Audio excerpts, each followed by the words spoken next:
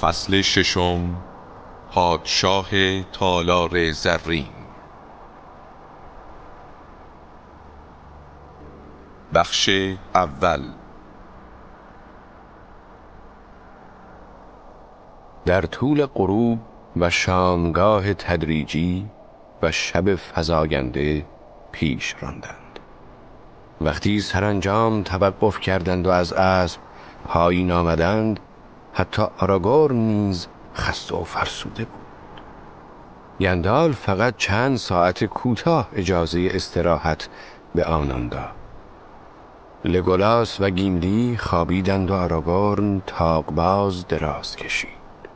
اما گندالف ایستاد و به چوب دستش تکیه داد و به تاریکی و شهر و غرب چشم دوخت. همه جا ساکت بود و هیچ نشانی یا صدایی از موجودی زنده دیده نمیشد و به گوش نمی رسید. شب را رگه های ابری دراز که بادی سرد آنها را با شتاب پیش میراند راه کرده بود که دوباره برخاستند. دوباره زیر مهتاب سرد سفرشان را با همان سرعتی که در روشنایی روز آغاز کرده بودند ادامه دادند. ساعتها گذشت و همچنان میراندند. گیملی شروع به چرت زدن کرد و اگر گندالف او را نمی گرفت و تکانش نمی داد از زین پایین می افتاد. هاسوفل و آراد فرسوده اما مغرور بودند و از پی رهبر خستگی ناپذیرشان که سایه خاکستری رنگ او پیشاپیش آنها به زحمت قابل رویت بود می رفتند. مایلها راه سپردند. ماه رو به بدر در آسمان ابری مغرب غروب کرد. سرمای گزنده در هوا پدید آمد. تاریکی آهسته آهسته در شرق جایش را به نوعی خاکستری سرد داد. پرتوهای سرخ روشنایی بر روی دیوارهای سیاه امین مویل در آن دورها در سمت چپ بالا آمد. سپیده بی ابر و روشن از راه رسید. باد لابلای علفهای خمیده می پیچید و جاده پیش روی آنها را در می نوردید. شادوفکس بی حرکت ایستاد و شیهه کشید. گندالف به پیش رو اشاره کرد. فریاد زد: نگاه کنید. و آنان نگاه خسته خود را بالا آوردند. کوههای جنوب در برابرشان قد برافراشته بود. قله های سفید و رگه های سیاه. علفزار بر روی تپه های توده شده در دامنه کوهستان گسترش می‌یافت و به داخل دره های متعدد و هنوز تیره و تاریک و مسون از روشنایی پگاه فرو می‌رفت و به قلب کوهستان عظیم در آن بالا راه می‌کشید. بلافاصله عریض‌ترین این دره های عمیق همچون خلیجی دراز میان تپه ها در برابر مسافران گشوده شد. در داخل دره چشمشان به رشته کوههای آشفته و درهم و قله‌ای بلند افتاد. در دهانه دره ارتفاعی تک افتاده مثل یک قراول ایستاده بود. در دامنه آن رودخانه‌ای که از دره سرچشمه می گرفت همچون ریسمانی از نقره جاری بود. اما در دور دست بر فراز قله‌اش چشمشان به برق خورشید در حال طلوع افتاد، به درخشش طلا. گندالف گفت: حرف بزن لگولاس، بگو در مقابل من چه میبینی؟ لگولاس به پیش رو چشم دوخت و دستش را در برابر پرتوهای همسطح خورشید تازه طلوع کرده سایبان چشم کرد. گفت: یک رودخانه میبینم که از برف ها سرچشمه میگیرد و به پایین جاری میشود. آنجا که رودخانه از سایه سار دره بیرون میآید یک تپه سبز در طرف شرق بالا آمده است. یک دیوار محصور و پرصلابت و یک حصار خاردار دور آن کشیده شده. داخل آنجا سقف خانه ها بالا آمده. و در وسط روی یک شیب پلکانی سبز بالای بالا تالار عظیم آدم‌ها قرار گرفته و در چشم من اینطور به نظر می‌رسد که بام آن طلاپوش است. روشنایی آن تا دورها روی زمین پرتو انداخته. ستون دروازه‌هایش هم از طلاست. آنجا مردان با زره درخشان ایستادند، اما دیگران که داخل بارگاه‌ها هستند هنوز خوابیدند. گندالف گفت: آن بارگاه‌ها را ادوراس میگویند و مدوسلد آن کاخ طلایی است. آنجا تئودن پسر تنگل پادشاه سرزمین روحان سکونت دارد. با بالا آمدن خورشید میرسیم آنجا. حالا راه جلوی روی ما آشکار دیده می شود، اما باید با احتیاط بیشتری برانیم، چون بیرون مرزها جنگ در جریان است و روحیریم ها فرمان روایان چابک سوار نمی خوابند، حتی اگر از دور اینطور به نظر برسد. توصیه‌ام به همه شما این است که نه سلاح به دست بگیرید نه درشت سخن بگویید تا آنکه برسیم به مقابل جایگاه تئودن. صبح روشن و درخشان و بی ابر گرداگردشان را گرفته بود و پرندگان در حال نغمه سرایی بودند که همسفران به رودخانه رسیدند.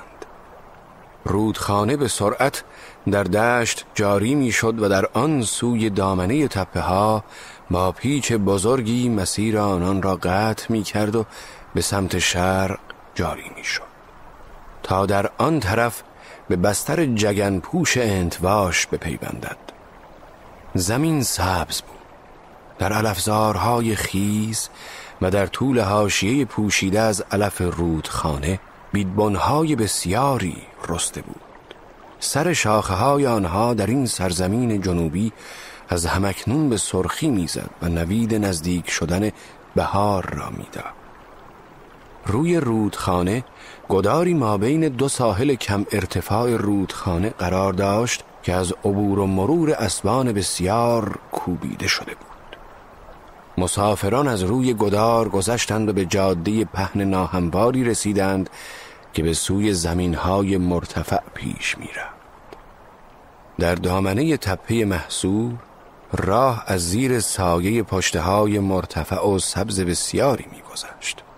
بر روی جناح غربی این پشته‌ها علف‌ها تو گویی از برفی که پشته شده باشد سفید بود. گل‌های کوچک مثل ستارگان بیشمار در میان چمن‌ها شکفته بودند. گندالف گفت: ببینید این چشمهای درخشان لابلای علفها چقدر زیباست. تا آنجا که یادم میآید به این گلها در سرزمین آدمها سیمبلمی نمیگویند، چون در همه فصلهای سال گل میدهند و جایی میرویند که مردگان در آنجا میآسایند.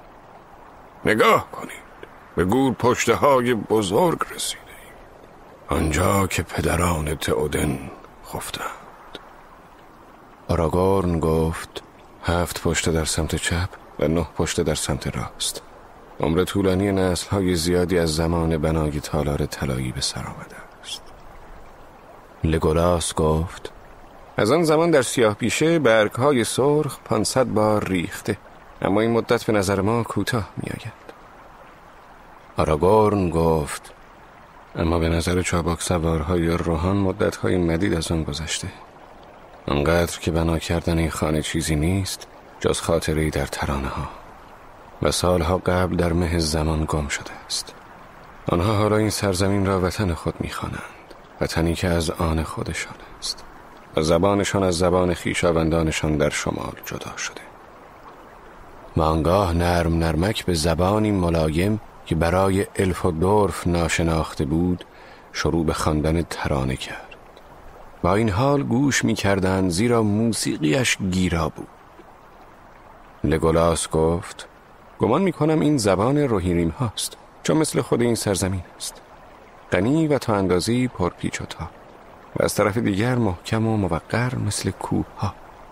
ولی نمیتوانم حدس بزنم که چه میگوید، جز این که انباشته از اندوه انسانهای فانی است.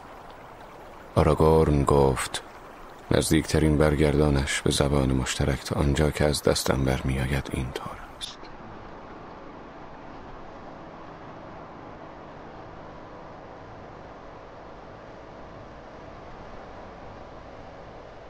اسب سوار اکنون کجاست؟ کجاست شاخی که در آن میدمند؟ کجاست کلاه خود و زره و گیسوان درخشانی که باد در آن میپیچید؟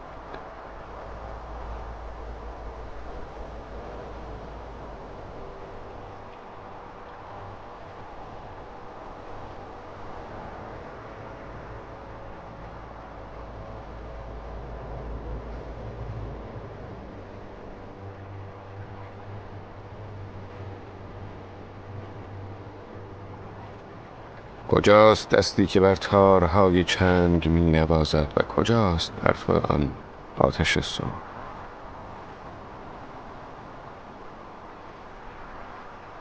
بهار کجاست و محصول و قله‌ای که می روید بلند؟ گذشتند همچون بارانی که بر کوه ها ببارد و بادی که بر پشت ها بوزد.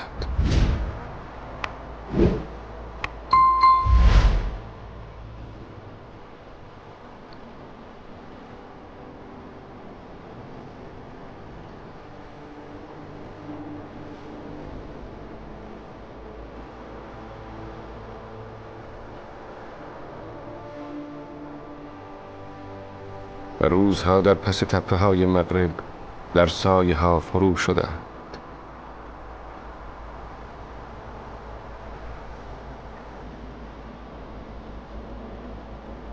کیست که دود چوب خشک سوخته را گرد آورد یا بازگشت سالهای گذشته را از دریا نظاره کند؟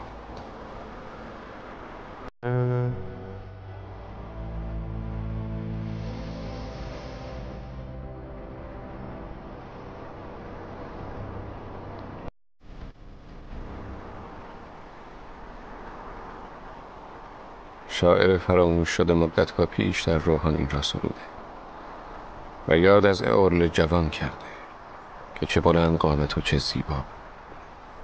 اورل که سواره از شما به اینجا آمد و پاهای توسن او فلاروف پدر اسبان بال داشت. مردم شبها هنوز چنین می‌خوانند. مسافران با این سخنان از پشتهای ساکت گذشتند.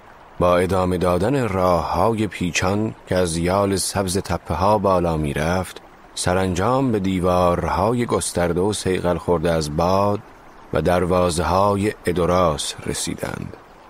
آنجا مردان بسیاری با زره‌های درخشان نشسته بودند که بیدرنگ از جا جستند و با نیزه راه بر آنان بستند.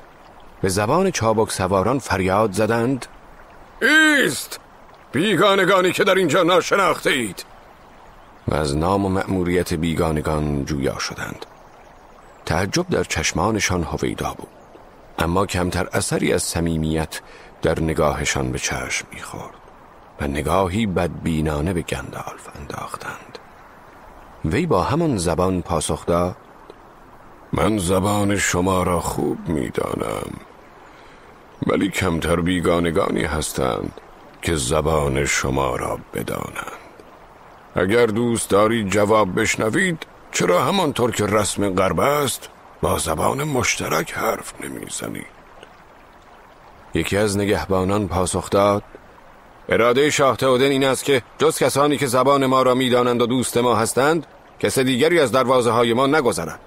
در این روزگار جنگ به جز مردم خودمان و کسانی که از ماندبورگ در سرزمین گندور می آیند، آمدن کس دیگری را خوش آمد نمی گوییم. شما کیستید که اینطور بی اعتنا از روی دشت ها آمدید با این لباس های عجیب و غریب و سوار اسب هایی که خیلی شبیه اسب های خودمان هستند؟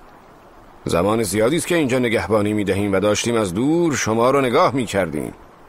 هیچ وقت سواری ندیده بودیم که عجیب تر از شما باشد و اسبش مغرور تر از اسبی که تو سوارش هستی. این اسب یکی از میراهاست، اگر اینکه چشممان را با جادو فریب داده باشند. حرف بزن. تو ساحر نیستی؟ جاسوس سارومان یا شبحی که ساخته و پرداخته اوست؟ زود باشید حرف بزنید. آراگورن گفت نه ما شبح هستیم نه چشم شما فریبتان میدهد، چون راستش اینها اسبهای خود شماست که ما سوارشان هستیم و به گمانم این موضوع را قبل از اینکه بپرسید خوب میدانستید.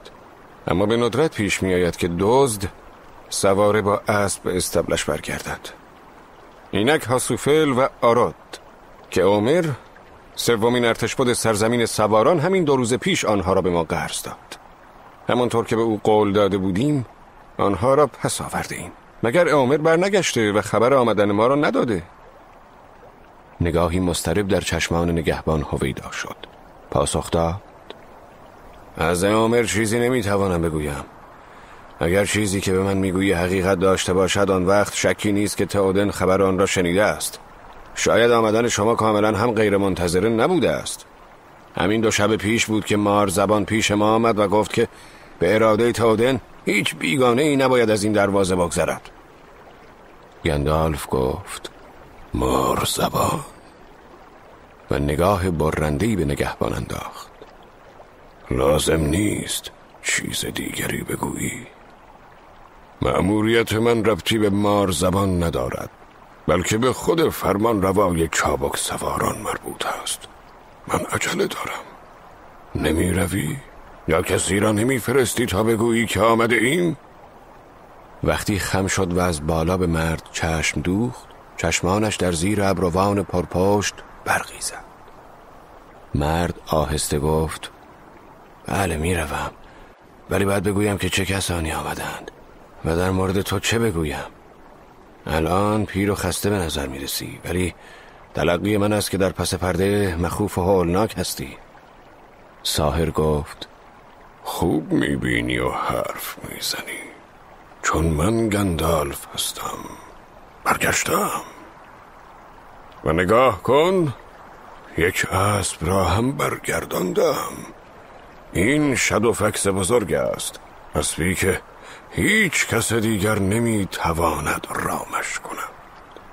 و اینجا در کنار من آراگورن پسر آراتورن وارث شاهان ایستاده است و مقصدش ماندبورگ است. همچنین دوستان من لگولاس الف و گیملی دورف همراه من هستند. حالا برو و به اربابت بگو که ما جلوی دروازه هستیم و اگر اجازه بدهد که وارد کاخش بشویم با او حرف خواهیم زد. نگهبان گفت واقعا که چه اسمهای عجیبی، اما همانطور که فرمان دادی آن را گزارش می کنم و اراده اربابم را جویا می شوم. کمی اینجا منتظر بمانید و من جواب را آنطور که مطابق میل او باشد برایتان می آورم. زیاد امیدوار نباشید، این روزها روزهای بدبینی است. چابک دور شد و بیگانگان را تحت مراقبت هوشیارانه رفقایش باقی گذاشت.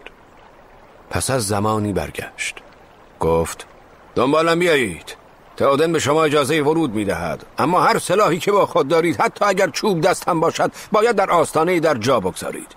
نگهبانان آستانه آنها را برای شما نگه می‌دارند. دروازه چرخید و باز شد و آنان به صف پشت سر راهنمای خود به راه افتادند. خیابانی پهن را دیدند که با خرده‌های سنگ فرش شده بود و گاه پیچ می‌خورد و ارتفاع می‌گرفت و گاه از پله‌هایی که به طرزی مناسب تعبیه شده بود بالا می‌رفت. از برابر خانه‌های چوبین بسیار و درهای تیره متعدد گذشتند. کنار خیابان در یک ترعه سنگی جویبار آب زلال جریان داشت که غل میزد و نغمه سرایی میکرد. سرانجام به قله تپه رسیدند. آنجا سکویی مرتفع بر فراز یک شیب پلکانی سبز قرار داشت که در پای آن چشمه‌ای از سنگی که به شکل سر اسب تراشیده بودند بیرون میجست. در پایین چشمه حوضی وسیع قرار گرفته بود که آب از آن سرریز میشد و به شکل جویبار جاری میگشت. روی شیب مطبق سبز پلکان سنگی مرتفع و عریضی بالا می رفت و روی هر کدام از جناحین بالاترین پله نیمکتی از سنگ تراشیده بودند. نگهبانهای دیگری با شمشیرهای آخته و روی زانوانشان آنجا نشسته بودند. بافه موهای طلاییشان روی شانه ها افتاده بود. بر روی سپرهای سبزشان نقش خورشید دیده میشد و زره های بی آستین بلندشان درخشان و صیقل خورده بود و هرگاه از جا بر میخواستند بلند قامت‌تر از مردمان فانی می نمودند. راهنما گفت: این هم درها که مقابل روی شماست. من باید به سر کارم در دروازه برگردم. الوداع، و بادا که فرمان روای چابک سواران با شما بر سر لطف باشد. برگشت و به سرعت از جاده پایین رفت. دیگران در زیر چشم نگهبانان بلند قامت از پلکان طولانی بالا رفتند. اکنون ساکت آن بالایی ایستاده بودند و سخنی نمی گفتند تا آنکه گندالف پا بر روی ایوان سنگ فرش در بالای پلکان گذاشت. آنگاه به طور غیر منتظره با صدایی واضح به زبان خود مؤدبانه خوش آمد گفتند: خوش آمدید مسافران دور دست، و قبضه شمشیرهاشان را به نشانه صلح به سوی تازه واردان چرخاندند. گوهرهای سبز در زیر نور خورشید درخشید. آنگاه یکی از نگهبانان پا پیش گذاشت و به زبان مشترک شروع به سخن گفتن کرد. گفت: من دربان تودنم. اسمم هاماست. اینجا باید از شما بخواهم که قبل از ورود سلاح‌های خود را کنار بگذارید.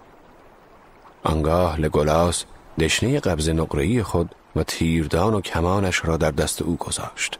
گفت: اینها را خوب نگه دارید، چرا که آنها از تلابیش آمدند و بانوی لوتلورین خودش آنها را به من داده است.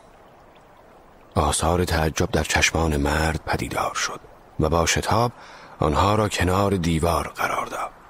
تو گویی که از دست زدن به آنها هراس داشت. گفت: قول می‌دهم هیچ انسانی آنها را لمس نخواهد کرد. آراگورن ایستاد و مدتی این پا و آن پا کرد. گفت: مایل نیستم که شمشیرم را کنار بگذارم و آن را به کس دیگری تحویل بدهم. هاما گفت: این خواست تئودن است. یقین ندارم که خواست تئودن پسر تنگل، هرچند که او فرمان روای سرزمین چابک سواران است، به خواست آراگورن پسر آراتورن وارث گندور از الندیل برتری داشته باشد. هاما گفت: اینجا دربار تئودن است، نه آراگورن، حتی اگر او در جایگاه دنتور پادشاه گندور باشد. و چابک پا جلوی در گذاشت و راه را بست. اکنون شمشیر در دستش بود و نوک آن را به طرف بیگانگان گرفته بود. گندالف گفت: این بحث بیهوده است. تقاضای تئودن ضرورتی ندارد، اما سرباز زدن از آن هم بی ثمر است. شاه میتواند در کاخ خودش راه و رسم خودش را در پیش بگیرد. حال میخواهد احمقانه باشد یا خردمندانه. آراگورن گفت: راست میگویی و من حتی اگر اینجا کلبه یک مرد جنگلی بود همانطور رفتار میکردم که ارباب خانه فرمان داده بود، به شرط آنکه الان شمشیر دیگری جز اندوریل در کمرم بود. هاما گفت: اسمش هرچه میخواهد باشد، اگر نخواهی تنها در مقابل همه مردان ادراس بجنگی باید بگذاریش اینجا. گیملی گفت: تنها نه، و تیغه تبرش را لمس کرد و نگاهی موذیانه به نگهبان انداخت، انگار که او نهالی نورسته بود و گیملی میخواست آن را بیاندازد. تنها نه. گندالف گفت: دست بردارید. ما همگی اینجا با هم دوستیم، یا قرار است دوست باشیم. اگر با هم نزاع کنیم تنها جایزه ما ریشخند مردور خواهد بود. مأموریت من فوری و فوتی است. دست کم این شمشیر من، مرد نیک. اما خوب مواظبش باشید. اسمش گلامدرینگ است، چون الفان را مدت‌ها پیش ساختند. حالا بگذرم. بیا آراگورن. آراگورن آهسته سگک کمربندش را باز کرد و خودش شمشیر را صاف به دیوار تکیه داد. گفت اینجا میگذارمش، اما دستور میدهم که دست به آن نزنی و نگذاری که هیچ کس دیگر آن را دستکاری کند. در این نیام الفی تیغی خفته است که شکسته بود و آن را از نو ساختند. تلچار اولین کسی بود که در اعماق زمان آن را ساخت. مرگ نصیب کسی باد که وارث الندیل نباشد و شمشیر الندیل را به دست گیرد. نگهبان گامی به عقب برداشت و شگفت زده به آراگورن نگریست. گفت انگار که همه شما با بالهای ترانه از روزگار فراموش شده آمده اید. ای نجیب زادگان، همانطور که فرمودید خواهد بود.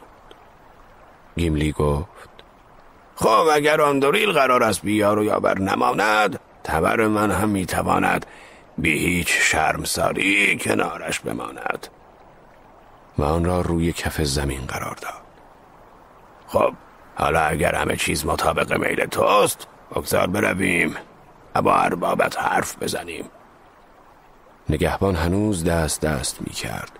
رو به گندالف کرد و گفت چوب دست شما، مرا می بخشید، ولی باید آن را هم کنار در بگذارید.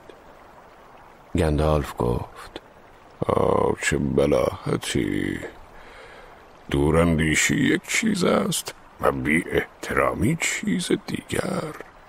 من پیرم، اگر نتوانم موقع راه رفتن به عصایم تکیه بدهم، آن وقت همین جا بیرون می نشینم تا خود تئودن اگر دوست دارد لنگ لنگان بیرون بیاید و با من حرف بزند. آراگورن خندید. هر آدمی چیزی دارد که برایش عزیزتر از آن است که اعتماد کند و به دیگری بسپارد. اما تو میخواهی عصای یک پیرمرد را از دستش بگیری؟ بس کن. نمیخواهی بگذاری وارد شویم؟ هاما گفت چوب دست یک ساحر چیزی است بیشتر از عصای پیری. با بدگمانی به چوب زبان گنجشکی که گندالف به آن تکیه کرده بود نگریست. اما در مقام تردید مرد شایسته به عقل خودش اعتماد می کند. اعتقاد دارم که شما دوست هستید و مردمی که سزاوار حرمتید و هیچ قصد پلیدی ندارید. می توانید داخل شوید.